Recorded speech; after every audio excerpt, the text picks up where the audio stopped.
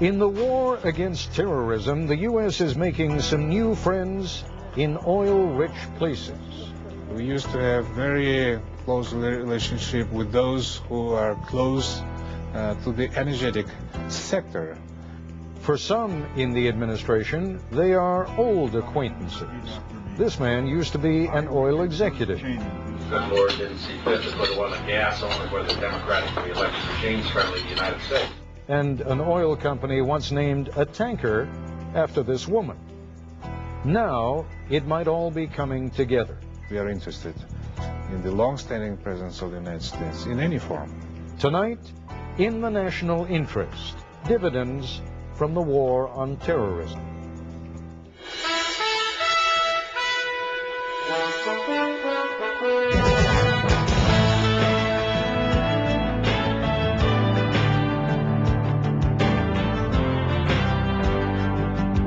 Many years ago, when Israel was a newly formed state and France was still a world power, the French President Charles de Gaulle was busy making overtures to a number of Arab states, much to the distress of Israel's Prime Minister David Ben-Gurion.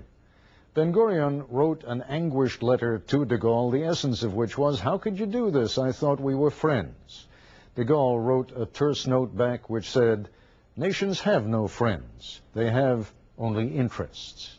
Our programs tonight and tomorrow are about U.S. interests, the sort of interests that drive nations to war. The obvious kind, like the threat to our national security, as when terrorists attack the Pentagon and the World Trade Center, and the less obvious, like developing alternative gas and oil sources to what we are now buying from Persian Gulf states like Saudi Arabia, Kuwait, and Iraq.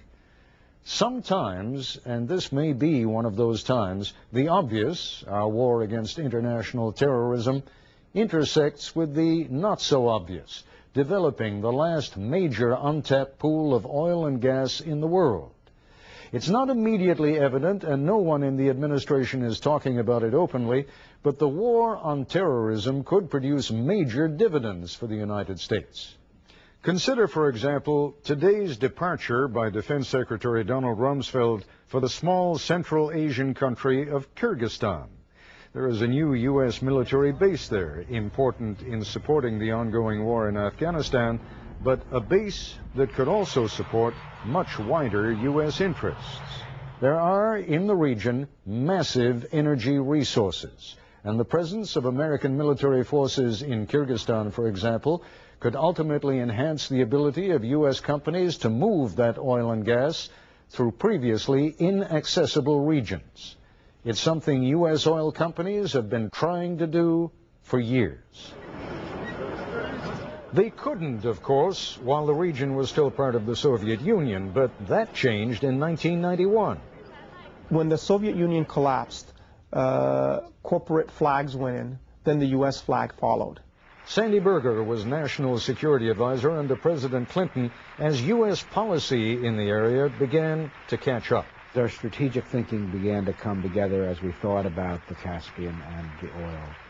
As these resources begun to become apparent, it was extremely important how they were going to be brought out of the region. How to get the oil and gas out became the critical issue. Existing pipelines went through Russia. The U.S. wanted to break the Russian monopoly on exports from the region. But the U.S. also wanted to avoid one obvious alternative, the shortest, most direct route south through the Islamic Republic of Iran. These days, now that he is Vice President of the United States, Dick Cheney would probably agree. He wouldn't want to bring oil through Iran either. But back then, Cheney was himself an oil executive, CEO of the Halliburton Company. We find ourselves these days, American firms, cut out of the action in terms of anything that develops with respect to Iran, of course, because of the sanctions that prohibit American firms from being in Iran. The Clinton administration was pushing for a different route, west from Baku in Azerbaijan through Tbilisi, Georgia, and down across Turkey to the port of Ceyhan on the Mediterranean. At the beginning, when we started talking to the oil companies about the possibility of Western pipelines, they looked at us like we were crazy. That pipeline, the Baku-Tbilisi-Ceyhan pipeline, is the anchor of American national security interests in Central Asia, in the Caucasus, because that goes to the heart of American foreign policy goal, which is the uninterrupted transport of Caspian oil. That particular plan, though, stalled because of conflicts along the route and bitter opposition from Russia. But the U.S. continued to push for alternative pipelines out of the area. The most audacious idea was announced to great fanfare in 1995 by the dictator of Turkmenistan, Sapomurad Niyazov. It was the back door to Central Asian gas fields, crossing war-torn Afghanistan to Pakistan and eventually India. The idea was in 1995 when it was first mooted by Unocal, the American oil company, that the Taliban in southern Afghanistan would act like a security force for the building and the construction and looking after such a pipeline. Pakistani author Ahmed Rashid closely followed the pipeline's development. The State Department's diplomats were constantly touring the region and were backing the Unocal project. The pipeline proposal picked up momentum when the Taliban took control of Kabul and much of the country. Unocal began to woo the Taliban. One of their consultants on the pipeline was a former Pentagon official, Zalmay Khalilzad. In 1996, he wrote, "The Taliban does not practice the anti-U.S. style of fundamentalism. We should use as a positive incentive the benefits that will accrue to Afghanistan from construction of oil and gas pipelines," end quote. He was there in late 1997 when Unocal brought a high-level Taliban delegation to Houston. They visited the suburban home of a Unocal executive. They were given money to do shopping, they were given medical treatment. The Taliban delegation was taken to the Houston Zoo, the Johnson Space Center, and a swanky downtown shopping mall. The delegation then went to the State Department in Washington. Rick Inderfirth was Assistant Secretary of State for South Asia at the time. Our agenda there was more on our concerns about the direction they were heading, including their abominable treatment of women and girls that we were seeing more evidence of in Afghanistan than any discussion about pipelines. After the American embassies were bombed in East Africa in August of 1998, the U.S. retaliated against Afghanistan. At that point, Unocal said, "That's it, we're out of here." And that was the end of the pipeline story. Or so it seemed at the time. During those same years, though, throughout the 1990s, some key relationships were developing that would take on a whole new level of importance after George W. Bush was elected president. Zalmay Khalilzad, who worked with that Taliban delegation in Houston back in '97, he is now President Bush's special envoy for Afghanistan. When Chevron signed its first big deal with Kazakhstan, a commitment to invest $20 billion over the next 40 years, Condoleezza Rice was on the Chevron board. Chevron even named a new oil tanker after her.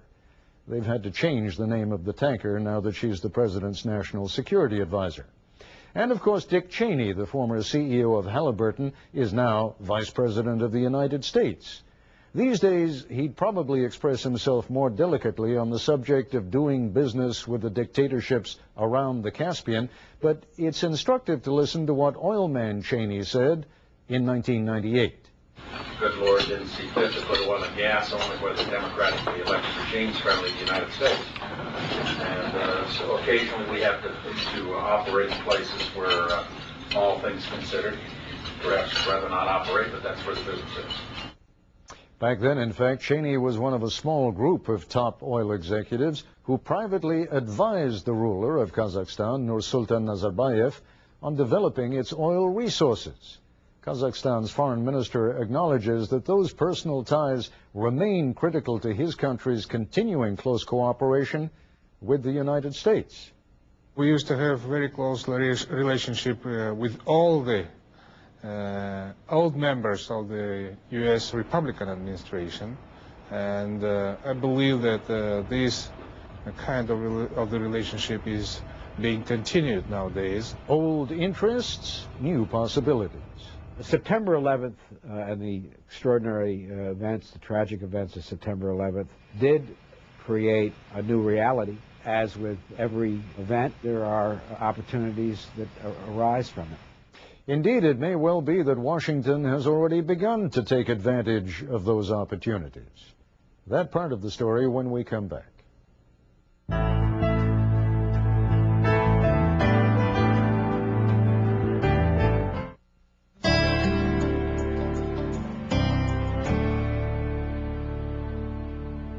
It wasn't long ago that the idea of American bases on the territory of the former Soviet Union was unthinkable. After September 11th, the geopolitical landscape, however, was completely transformed in Central Asia. The Bush administration put together a coalition to attack al-Qaeda and the Taliban in Afghanistan, and from there, things have moved very quickly indeed. U.S. military forces were quickly granted use of air bases in the former Soviet republics of Uzbekistan and Tajikistan to stage attacks in Afghanistan. Russian President Vladimir Putin came to the United States and pledged full partnership in the war on terror. For decades, the Russians have been suspicious of and hostile to Western interests in the region. The struggle for control of oil and gas from the Caspian region used to be referred to as the Great Game. Now, though, in a surprising turn, the Russians are not opposing the deployment of U.S. troops to Central Asia. Cooperation against a common enemy, not competition, would seem to be the new watchword in this strategic region. In Central Asia, the Great Game will not break out again. America will have a continuing interest and presence in Central Asia of a kind that we could not have dreamed of before. The dictators of Central Asia were quick to invite the U.S. in. The president of oil-rich Kazakhstan was warmly received at the White House. His foreign minister, Kassym-Jomart Tokayev, made this offer in an interview. If necessary, the government of Kazakhstan will provide its territory for the installation of the military base of the United States of America. Welcome to Kazakhstan. Thank you. A string of high-level U.S. delegations to the area followed to cement long-term ties. Big increases in military and economic aid were promised. Kyrgyzstan, the country being visited by Defense Secretary Rumsfeld, was the country chosen by the Pentagon for the U.S. to build its own air base. Kyrgyzstan, unlike most of its neighbors, has no oil or natural gas, but it does have location. It's right in the heart of this strategic, energy-rich region. On the other side of the oil-rich Caspian Sea, other steps are being taken to secure U.S. interests. In 1993, Congress banned U.S. assistance to another former Soviet republic, Azerbaijan, because of its war with Armenia. The area around Azerbaijan's capital, Baku, is a major oil-producing region on the Caspian Sea. The Bush administration has quietly lifted those sanctions recently, citing the war on terrorism. U.S. Special Forces are deploying now to Georgia, yet another former Soviet republic in the region. They are there to train anti-terrorist units to root out al-Qaeda fighters. All this in the name of the war on terrorism. But the growing American involvement across the region serves other critical long-term U.S. interests. It provides an enormous opportunity to secure vital resources the United States has been worrying about for a long time. U.S. military interests from Kyrgyzstan all the way out to Baku, Azerbaijan, has not only the element of the war against terrorism, but probably an underlying factor is the Central Asia, Caspian region's enormous and valuable oil and gas resources. Key pipeline routes, including the one to Turkey favored by the U.S. government, run through Georgia and Azerbaijan. U.S. presence militarily gives an added value of security to corporations that are going to spend billions building these pipelines. In Afghanistan, where the number of American ground troops continues to grow, the government of Hamid Karzai has resurrected the once ill-fated idea of a pipeline across Afghanistan from Central Asian oil fields and gas fields. For now, no oil company has shown any public interest while fighting continues, and the U.S. has repeatedly said that it will keep military forces in the region only as long as it is necessary to defeat al-Qaeda. If it stays after that, it will be an indication that other considerations come to the mind of American policymakers. Alexei Arbatov is a leading member of the Russian parliament. The Russians are watching carefully. They are becoming the world's largest oil exporter, and they want to keep control of the flow of oil from Central Asia. If American military presence remains there, it may be used to secure pipelines bypassing Russian territory and providing American-controlled outlet for their natural resources. When we come back, my colleague Dave Marish will report on his visit to the new U.S. air base under construction in Central Asia, the very base being visited by Donald Rumsfeld.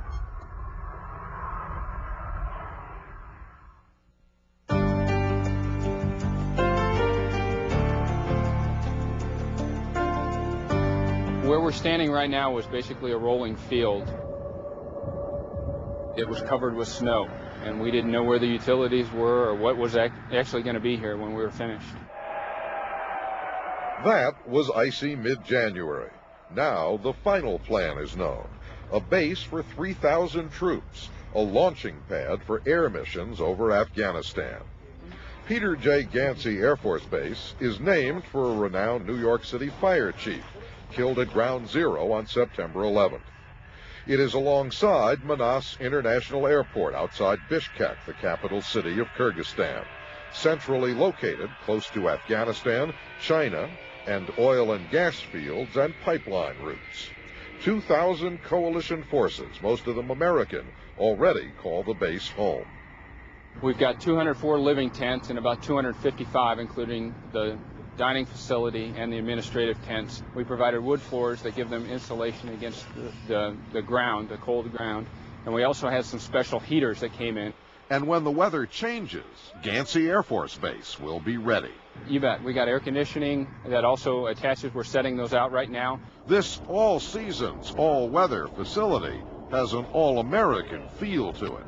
Today is a great day to be the mayor of Tent City because we had hamburgers, for example, today. Everyone's smiling. Well, I'm happy to say we never had to serve MREs on this camp. We had a hot food capability. The very first day we had people living in these tents. The people living in those tents, dining on these burgers, represent several nations. The phrase coalition forces has real meaning here. There is a Korean medical unit, and there are French fighter pilots and their support team at the airfield. And also at the airfield, Spanish and Danish planes and U.S. Marine Corps F-18 fighter bombers are just arriving. The point of this whole exercise, or in military lingo, the pointed end of the spear, is right here at Manas International Airport with the longest runway in Central Asia. And for modern strike aircraft like those, less than an hour's flying time to Afghanistan. Having forces closer to the fight and closer to the area that they need to operate in add to their flexibility and their strategic advantage. For example, the Battle of Gardez, the first of the March air assaults on Taliban and al-Qaeda forces operating out of mountain caves. Although much of the air assault was done by American helicopter gunships and bombers, the French Mirage 2000s based at Gansy also played a part. The presence of American troops is the result of current circumstances. Russian generals, like this former commander of the Soviet Marine Corps, admit the new and growing chain of American military bases in Central Asia serves several purposes: stabilizing Afghanistan, containing terrorists and Islamic fundamentalists who are also Russia's enemies. But they also feel советского генерала. From the point of view of a former Soviet general, it is a nightmare that NATO troops are deployed on the territory of the former Soviet Union. Manas, the Kyrgyz capital, is very close to China and strategic Chinese bases in Xinjiang, so maybe that would be more of a sort of listening post aimed more at China than Afghanistan, which would mean that it will most likely be there for a long time. There could be a three-cornered sort of new great game between Russia, China, and America if the Americans decide to retain their military bases there. Potential listening post for intelligence operatives, launching pad for attacking airplanes, or protector of billion-dollar pipelines. Peter J. Gansy Air Force Base is one marker of a new White House and new policies on terrorism and Central Asia. I'm Dave Marish for Nightline in Kyrgyzstan. When we come back, a word about tomorrow's Nightline and part 2 of our report on the war against terrorism and the politics of energy. It's a place you may never have heard of, but there could be enough oil there to offset any disruption in the flow of oil from the Persian Gulf. The key to ending our energy dependence on the Middle East. Tomorrow night in part 2 of In the National Interest. That's our report for tonight. I'm Ted Koppel in Washington. For all of us here at ABC News, good night.